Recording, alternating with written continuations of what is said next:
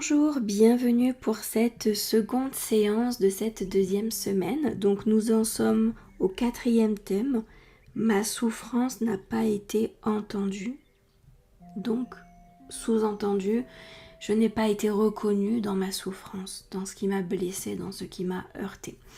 Donc effectivement, cette souffrance-là, elle est à double tranchant. Non seulement elle crée des saboteurs, donc des saboteurs dans ma relation avec mon corps, l'alimentation, la façon de m'habiller, la façon de me préparer.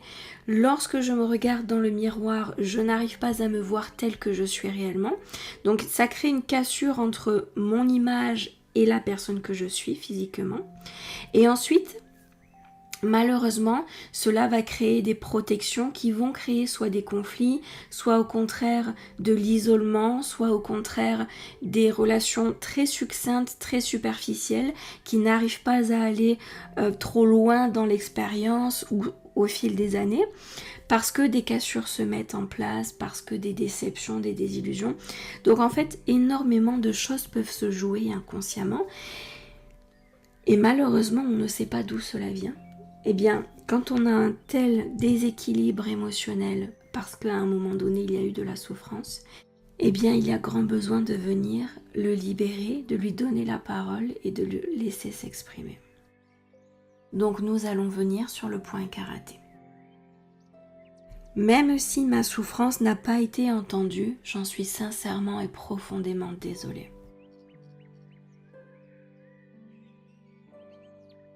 Ma souffrance n'a pas du tout été entendue. Je n'ai pas pu l'exprimer ouvertement.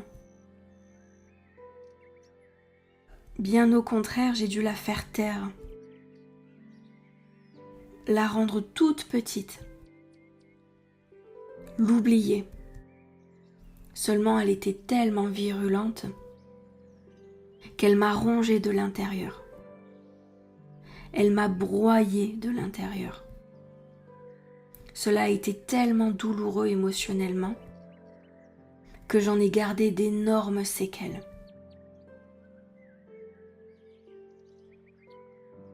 Point suivant, début du sourcil. Ma souffrance n'a pas été entendue et elle n'a pas été reconnue. J'ai dû faire taire cette souffrance parce que je ne savais pas quoi en faire. Point suivant. J'ai dû me débrouiller avec ce que j'avais. Le problème, c'est que sur le moment, elle m'a rongé cette souffrance. Point suivant. Je ne savais pas du tout comment gérer ça. À quel point est-ce que cela était grave? À qui est-ce que je devais en parler? Comment est-ce que je pouvais me protéger? Point suivant, toutes ces questions qui m'ont torturé l'esprit, auxquelles je n'avais pas la réponse. J'ai vraiment beaucoup souffert. Point suivant, et d'avoir fait taire cette souffrance l'a rendue encore plus virulente. J'ai vraiment été blessée dans mon être. La personne que je suis. Sous la clavicule, je me suis sentie offensée et attaquée gratuitement.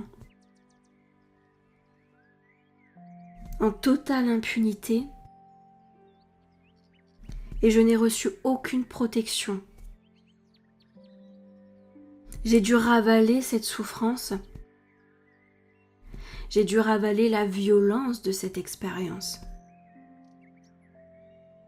Et je n'ai pas su l'exprimer quand j'en avais réellement besoin. Parce que je ne le pouvais pas. Dans cette expérience de vie, je ne pouvais pas. Point suivant, sous le bras. Est-ce que pour autant je dois continuer de souffrir? Est-ce qu'elle va me persécuter toute ma vie, cette souffrance? Ou est-ce qu'en lui donnant l'espace dont elle a besoin, elle va pouvoir guérir ses blessures? Début du sourcil. Quelque part, j'y crois encore. Je la crois encore possible, ma guérison. Comme si ce genre de souffrance pouvait réellement cicatriser. Point suivant, se refermer sainement et me permettre de continuer à vivre avec légèreté. Point suivant, retrouver l'insouciance et la joie de vivre que l'on peut voir chez certains enfants.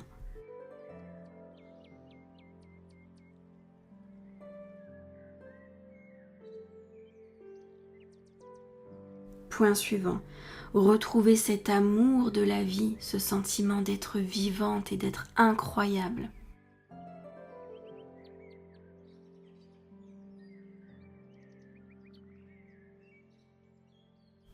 Point suivant. Après tout, elle n'est pas gravée à vie, cette expérience. Bien sûr, je ne l'oublierai jamais. Mais peut-être que je n'ai pas besoin d'en souffrir à vie. Sous la clavicule, peut-être que moi-même, avec ma conscience, je peux commencer à la guérir. Quelles que soient les personnes qui ont fait partie de cette expérience, quelle que soit leur histoire à eux, me concernant, peut-être que je peux commencer à guérir. Mais à guérir réellement. Comme si une renaissance prenait part de mon être. Point suivant sous le bras, comme si mon cœur s'illuminait d'une énergie beaucoup plus puissante que ce que mon mental croit.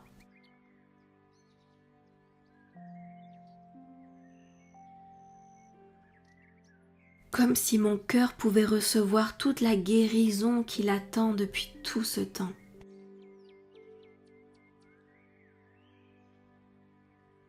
Comme si elle était enfin là, à ma portée de main, cette guérison.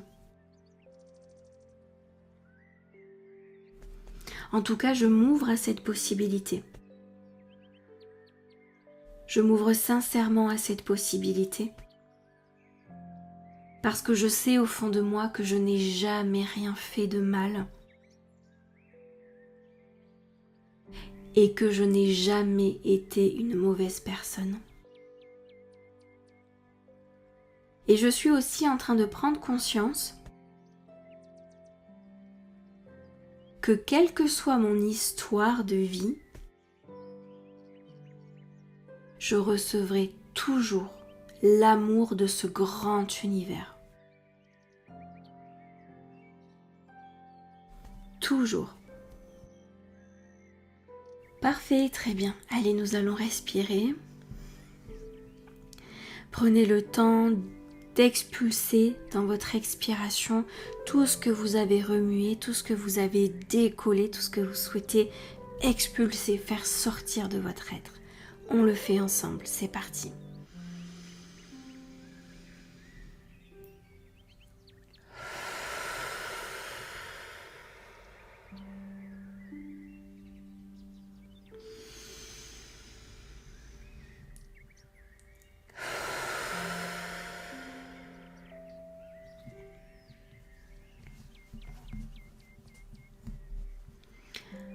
Parfait, très bien.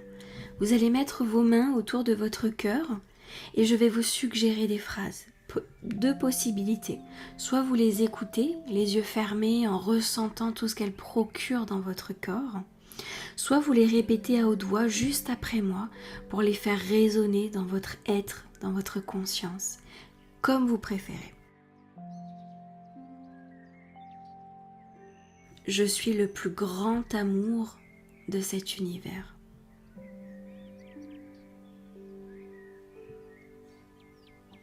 Le comportement des humains n'a rien à voir avec l'amour de cet univers.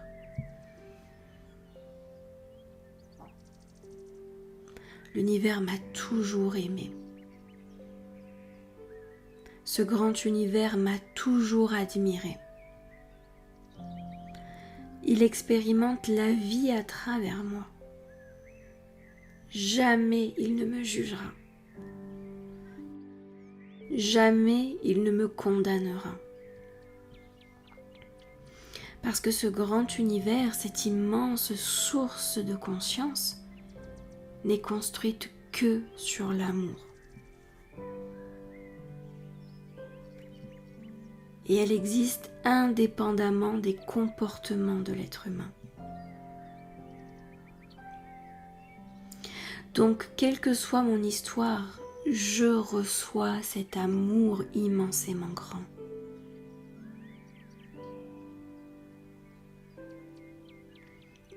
Quel que soit mon passé, jamais cet univers ne me condamnera ou ne me jugera.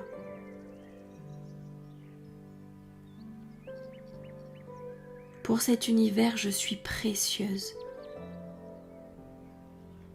Je suis sa plus belle réalisation. Je suis sa plus belle création.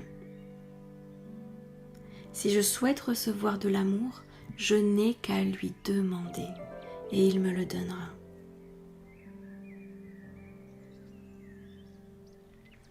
Cette immense source d'amour qui constitue cet univers est à mon service. Elle ne veut que mon bonheur, ma joie, mon épanouissement. Alors pourquoi s'en priver? Pourquoi rejeter ce qu'il y a de plus beau dans ce monde? Cette conscience remplie d'amour. Je n'ai qu'à me connecter à elle, penser à elle, et elle me répondra toujours, toujours. Je suis ce qu'il y a de plus précieux. Je suis sa source d'inspiration.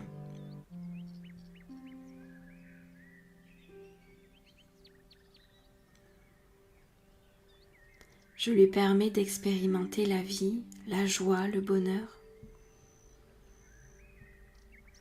Alors pourquoi est-ce que je m'en priverais? Cet univers ne m'en a jamais voulu. Cet univers n'a jamais eu honte de moi. Cet univers ne m'a jamais méprisé. Il n'a que de l'amour envers moi. Alors je m'autorise à ouvrir mon cœur. L'ouvrir immensément grand pour recevoir un flot d'amour infini. Et si mon mental n'est pas d'accord, tant pis pour lui. Mon cœur est grand ouvert.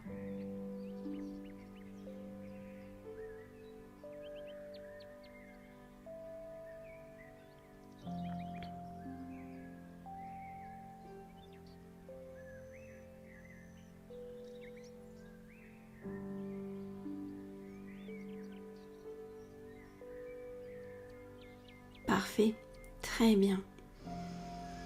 Je vous félicite d'être arrivé jusqu'à cette 4e séance parce que je sais qu'elle va vous faire le plus grand bien, autant consciemment qu'inconsciemment, émotionnellement que psychologiquement. Donc je vous félicite. C'est la plus belle façon de prendre soin de soi. C'est merveilleux. Donc je suis immensément fière de vous. Je vous félicite de tout mon cœur. Je vous invite à laisser poser tranquillement pendant 48 heures cette séance. Et puis si jamais vous souhaitez revenir sur une session de FT ou réécouter un moment d'ancrage à la fin des séances, c'est comme vous le souhaitez. D'accord? Écoutez-vous, prenez conscience que vous avez tout en vous pour guérir, pour vous sentir de mieux en mieux, pour aller de l'avant et pour être immensément heureuse. Donc, faites comme vous le sentez, comme vous le ressentez. Et moi, de mon côté, je vous donne rendez-vous la semaine prochaine avec la 5e séance de coaching. À tout bientôt.